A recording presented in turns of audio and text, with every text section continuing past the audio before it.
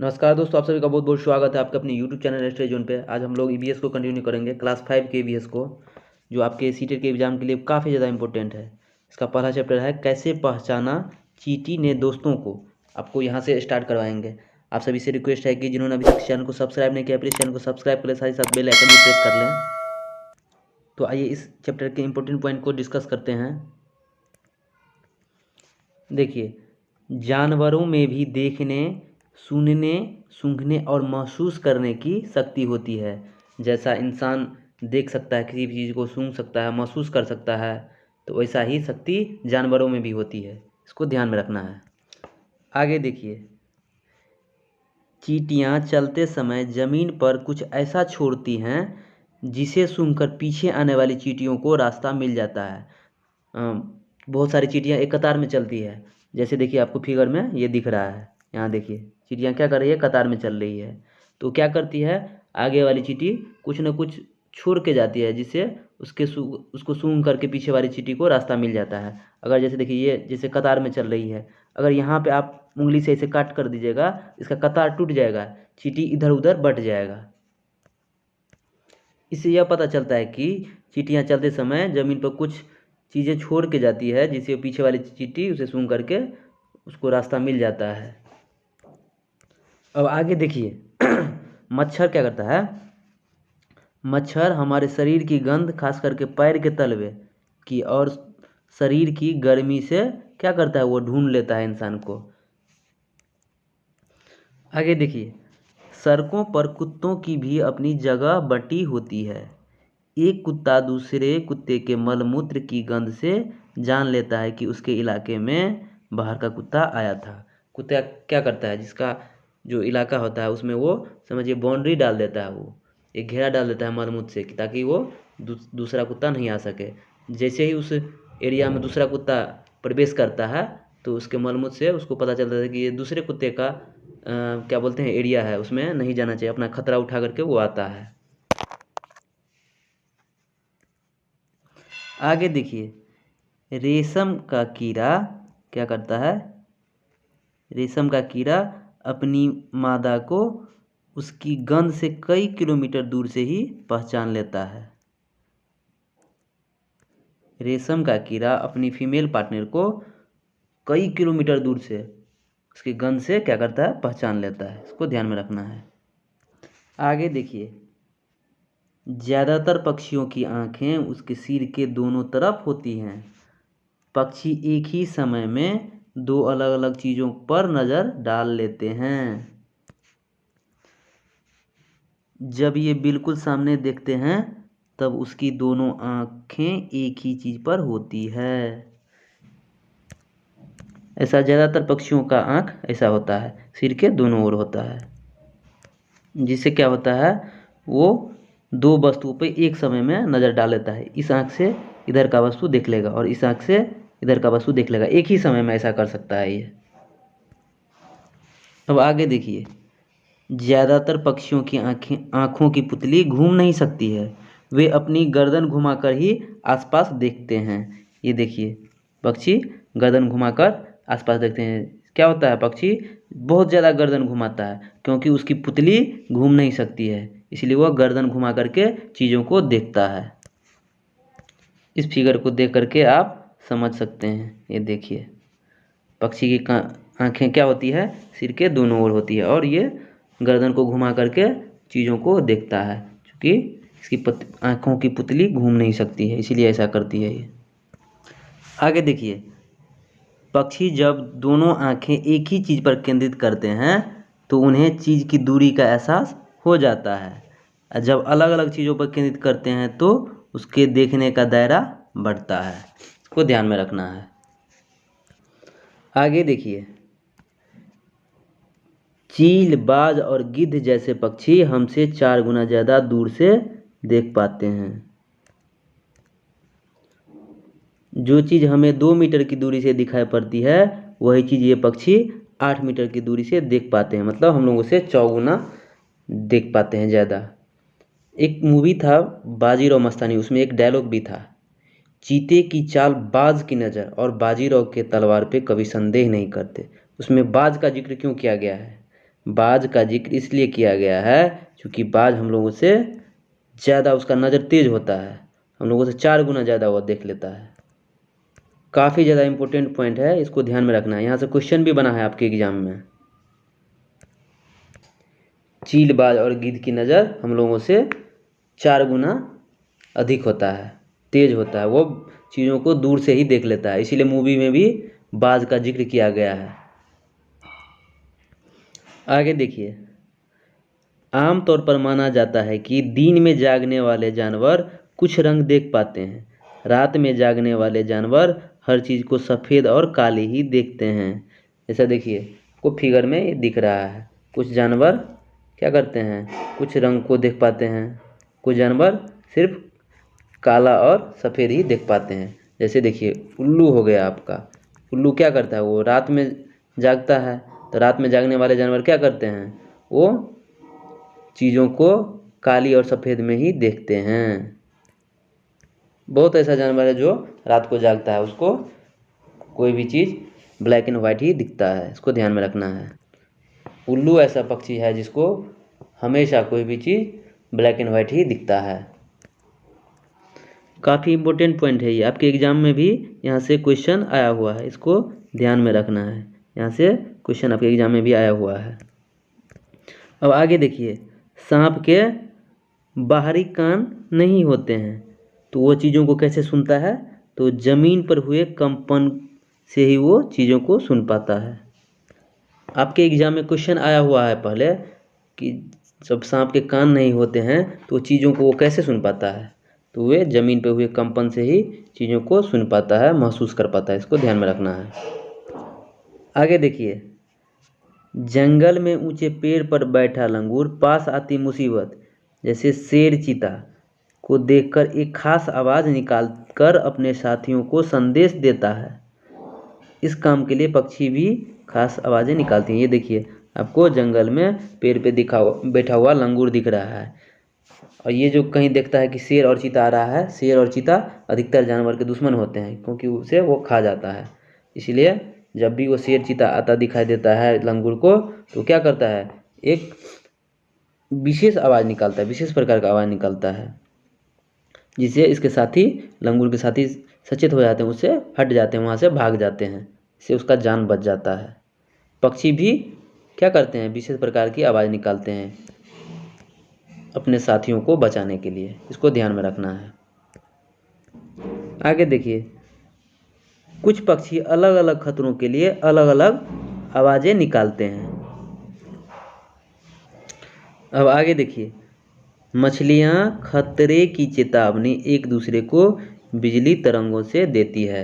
पानी में जानवर भी क्या करती है, अपने साथियों को कुछ न कुछ सूचनाएं अपने माध्यम से देती रहती है। डॉल्फिन भी ऐसा विशेष प्रकार की आवाज़ निकाल के अपने साथियों को सूचना देती है।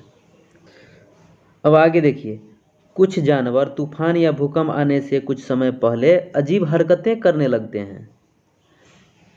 जो लोग जंगल में रहते हैं और जानवरों के इस व्यवहार को समझते हैं, वे जान लेते हैं कि भूकंप आने वाला है या कुछ अनहोनी होने वाली है। कुछ जानवर क्या करता है, भूकंप आने से पहले या तूफान आने से पहले अजीब हरकत करने लगता है, और जो लोग जंगल में रहते हैं तो इस जानवरों को हरकतों को समझकर, हरकतों को देखकर समझ जाते हैं कि कुछ अनहोनी होने वाली है, तो अपना वो सचेत हो जाते हैं। ऐसा ही घटना 2004 में हुआ था, उसको तो दिखाते हैं आपको।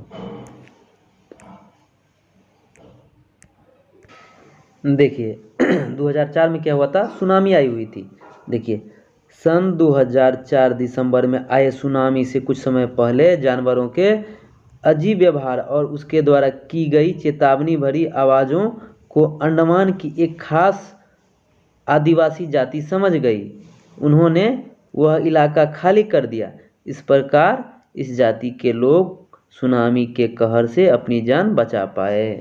2004 में सुनामी आई थी, तो उससे पहले, सुनामी आने से पहले वहाँ के जानवर थोड़ा अजीब हरकत करने लगे, जिससे उस आदिवासी को पता चल गया कि कुछ अनहोनी होने वाली है, तो वो लोग पहले ही इलाका खाली कर दिए, जिससे उसका जान बच गया।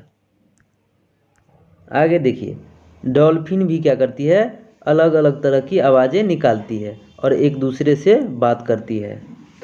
वैज्ञानिकों ने तो मान लिया है कि जानवरों का अपना अपना भाषा होता है जिसे वो आपस में बात करते रहते हैं। बिल्कुल सही बात है ये। अब आगे देखिए, बहुत से जानवर किसी खास मौसम में लंबी गहरी नींद में चले जाते हैं, लंबी भी इतनी कि कई महीनों तक दिखाई नहीं देते हैं। जैसे देखिए, ये आपको दिख रहा है फिगर में छिपकली। छिपकली क्या करता है, वो सर्दी के मौसम में गायब हो जाता है। वो पूरा ठंडी में आपको दिखाई नहीं पड़ेगा, वो पूरा ठंडी सो जाता है, वो सोए रहता है छिपकली। इसको ध्यान में रखना है। अगला देखिए, काफ़ी ज़्यादा इम्पोर्टेंट पॉइंट है ये, आपको यहाँ से क्वेश्चन लगभग हर बार एग्जाम में आ जाता है। ये है स्लॉथ। ये देखिए आपको फिगर में दिख रहा है, ये देखिए यही है स्लॉथ। ये भालू जैसा दिखाई देता है लेकिन भालू है नहीं। ये देखिए, ये भालू जैसा दिखते हैं पर भालू नहीं है। इसका नाम क्या है, स्लॉथ नाम है। ये दिन के करीब 17 घंटे पैरों से उल्टे सिर लटक कर मस्ती से सोते हैं। ये देखिए बहुत आलसी होता है ये, इतना आलसी होता है कि 24 घंटे में ये 17 घंटा सो करके ही बिता जाता है, उसमें भी उल्टा लटक करके पेड़ पे। आगे देखिए, ये जिस पेड़ पर रहते हैं उसी के पत्ते खाकर पलते हैं। तो इतना आलसी है, वो कहीं जा नहीं सकता है तो क्या करेगा, उसी पेड़ का वो पत्ता खाएगा। आगे देखिए, इसलिए इन्हें कहीं और जाने की ज़रूरत नहीं पड़ती है। जब ये अपने पेड़ के सारे पत्ते खा लेते हैं तभी वे पास के पेड़ पर जाते हैं। देखिए, लगभग 40 वर्ष के अपने पूरे जीवन काल में ये मुश्किल से 8 पेड़ पर घूमने की तकलीफ उठाते हैं। ये क्या करता है, इसका उम्र है 40 साल का, इसका जीवन काल होता है, इसमें वो सिर्फ 8 पेड़ पे ही जाता है। मतलब समझिए कि एक पेड़ पे वो 5 साल गुजार देता है, इतना आलसी है ये। और ये आगे देखिए, सप्ताह में एक बार ही शौच करने के लिए पेड़ से नीचे उतरता है। इतना आलसी है ये कि क्या करता है, सप्ताह में सिर्फ एक बार ही वो पेट खाली करने के लिए नीचे उतरता है और 17 घंटा वो दिन में सोता है। बहुत आलसी है ये। जिस पेड़ पे वो रहता है जब तक उसका पूरा पत्ता वो खा नहीं लेगा तब तक वो नीचे नहीं उतरेगा, दूसरे पेड़ पे नहीं जाएगा, वो इतना आलसी है वो। और सप्ताह में सिर्फ एक बार ही वो शौच करने के लिए उतरता है। इसका प्रत्येक पॉइंट बहुत इंपॉर्टेंट है, इसको पूरे ध्यान से देखिए, पूरे ध्यान में रखिए, यहाँ से क्वेश्चन बहुत आता है आपके एग्जाम में। अब आगे देखिए, कभी कभी आपके एग्जाम में इस डायग्राम से भी क्वेश्चन दे देगा। ये फिगर आपको नहीं देगा, सिर्फ डायग्राम देगा कि कौन सा जानवर कितना सोता है उसके बारे में। देखिए, ये घड़ी जैसा है, 24 घंटे का है। देखिए इसमें 12 बॉक्स बना हुआ है, 1 2 3 4 5 6 7 8 9 10 11 12 बॉक्स बना हुआ है टोटल। इसका मतलब हुआ प्रत्येक बॉक्स 2-2 घंटे का हुआ। जो इसमें डार्क किया हुआ है वो सोने का टाइम है। जैसे देखिए गाय के बारे में है, गाय में कितना बॉक्स है, देखिए 2 घंटा हो गया ये, 2 घंटा ये हो गया, तो गाय कितना देर सोती है 24 घंटे में, ये 4 घंटे सोती है एक दिन में। अब देखिए अजगर के बारे में दिया हुआ है, ये रहा बॉक्स अजगर के बारे में। अजगर कितना देर सोती है, तो देखिए इसमें 3 बॉक्स खाली है, मतलब 2 दूनी 4 दूनी 6, इसमें से 6 माइनस कर दीजिए 24 में से, कितना हो गया, अजगर 18 घंटे सोता है। अब देखिए आगे है जिराफ के बारे में। जिराफ में सिर्फ एक बॉक्स में टिक किया हुआ है, मतलब डार्क किया हुआ है, तो जिराफ केवल 2 घंटे सोता है। आगे है बिल्ली के बारे में, देखिए 1 2 3 4 5 6, 6 दूनी मतलब 12 घंटे। बिल्ली कितना सोती है, 12 घंटे सोती है। आपके एग्जाम में सिर्फ ये डायग्राम दे देगा और दे देगा कि कौन कितना सोता है, तो आपको इसे टिक करना है। अब देखिए, अब आपको पिक्चर में दिख रहा होगा ये बाघ है। अब बाघ के बारे में देखते हैं, यहाँ से कोई भी क्वेश्चन आता है, इंपॉर्टेंट पॉइंट को यहाँ से देखते हैं। देखिए, बाघ अंधेरे में हमसे 6 गुना बेहतर देख सकता है। आपके एग्जाम में क्वेश्चन आया हुआ है, कहीं 4 दिया हुआ था, कहीं कुछ दिया हुआ था, आपको 6 गुना टिक करना है। बाघ हमसे 6 गुना ज़्यादा दिखता है, इसको ध्यान में रखना है। अब आगे देखते हैं।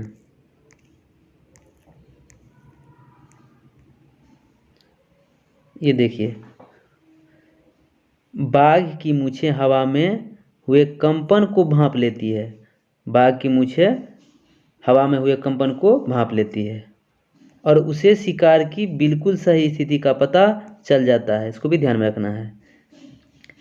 इससे इन्हें अंधेरे में रास्ता ढूंढने में भी मदद मिलती है। बाघ की मूछें हवा में हुए कंपन को भी भांप लेता है, बहुत इंपॉर्टेंट पॉइंट है, इसको भी ध्यान में रखना है। जिससे उसके शिकार का भी पता चल जाता है और अंधेरे में भी रास्ता का भी पता उसको मिल जाता है। फिर आगे देखते हैं। देखिए, बाघ अपने इलाके में मलमूत्र करके अपनी गंध छोड़ते जाते हैं। देखिए, जिस प्रकार कुत्ता अपने इलाका को क्या करता था, वो मलमूत्र करके अपना इलाका बनाता था, उसी प्रकार बाघ भी वैसा ही करता है, मलमूत्र करके अपना इलाका वो बनाता है। देखिए, यह इलाका कई किलोमीटर बड़ा हो सकता है। एक बाघ किसी दूसरे बाघ के मलमूत्र की गंध को झट से पहचान लेता है। कुत्ता भी में ऐसा क्षमता होता है, वो दूसरे कुत्ता के मलमूत्र को उसके गंध से पहचान लेता है।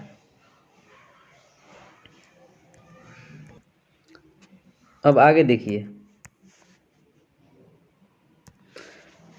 बाघ हवा से पत्तों के हिलने और शिकार के झाड़ियों में हिलने से हुई आवाज़ में अंतर को भांप लेता है। बाघ के दोनों कान बाहर की आवाज़ को इकट्ठा करने के लिए अलग अलग दिशाओं में बहुत ज़्यादा घूम भी जाते हैं। बाघ का कान बड़ा बड़ा होता है, क्या होता है, अलग अलग दिशा में वो आवाज़ को इकट्ठा करने के लिए घूम भी जाता है, ये क्षमता होता है बाघ में। आगे देखिए, बाघ मौके के अनुसार अपनी आवाज़ बदलता रहता है। गुस्से में वह अलग तरह की आवाज़ और बाघिन को बुलाने के लिए अलग तरह की आवाज़ निकालता है वो। देखिए, बाघ का गुर्राना 3 किलोमीटर दूर तक सुना जा सकता है। बाघ इतनी तेजी से गुर्राता है कि उसका आवाज़ 3 किलोमीटर तक सुना जा सकता है। आप समझ सकते हैं कि कितना जोर से वो गुर्राता है। आगे देखिए, मनुष्य क्या है, मनुष्य बहुत सेल्फिश होता है, वो अपने फ़ायदे के लिए कहीं हद तक आगे गुजर सकता है, वो जानवर को मार भी देता है। देखिए, जैसे देखिए, हाथी को उसके दांतों के लिए मारा जाता है, उसका दांत बहुत महंगा बिकता है, इसीलिए मनुष्य क्या करता है, हाथी का शिकार करता है, उसको मार देता है वो दांतों के लिए। गैंडों को सींग के लिए मारता है, शेर, मगरमच्छ और सांप को उसकी खाल के लिए मार देता है और कस्तूरी हिरण को थोड़ी सी खुशबू के लिए मारा जाता है। आदमी इतना सेल्फिश होता है कि वो जानवर को मार भी देता है पैसों के खातिर। आपसे पूछा जा सकता है कि हाथी को क्यों मारा जाता है, तो उसके दांतों के लिए मारा जा सकता है। गैंडों को क्यों मारा जाता है, गैंडे को सींग के लिए मारा जाता है और शेर, मगरमच्छ और सांप को उसकी खाल के लिए मारा जाता है, इसको ध्यान में रखना है। देखिए, हमारे देश में बाघ और अन्य कई जानवरों की गिनती इतनी कम हो गई है कि इनके लुप्त हो जाने का खतरा मंडरा रहा है। इसलिए क्या कहा हमारे देश की सरकार ने, इन्हें बचाने के लिए सुरक्षा दे रही है। जैसे देखिए कहाँ कहाँ सुरक्षा दे रही है। उत्तराखंड का जिम कॉर्बेट नेशनल पार्क और राजस्थान के भरतपुर जिले में घाना पार्क, यहाँ पे जानवरों को रखा जाता है, यहाँ सुरक्षा दी जाती है, इसको ध्यान में रखना है। आपसे क्वेश्चन पूछा जा सकता है कि उत्तराखंड जिम नेशनल पार्क कहाँ स्थित है, तो उत्तराखंड में कौन सा पार्क है, तो जिम नेशनल पार्क है, इसको ध्यान में रखना है। राजस्थान में घाना, ये नाम याद रखना है। तो चलिए आज के वीडियो को यहीं रहने देते हैं, फिर मिलते हैं अगले वीडियो में। तो आप सभी से रिक्वेस्ट है कि जिन्होंने अभी तक चैनल को सब्सक्राइब नहीं किया है, प्लीज़ चैनल को सब्सक्राइब करें, साथ ही साथ बेल आइकन भी प्रेस कर लें। फिर मिलते हैं बहुत जल्द अगले वीडियो में।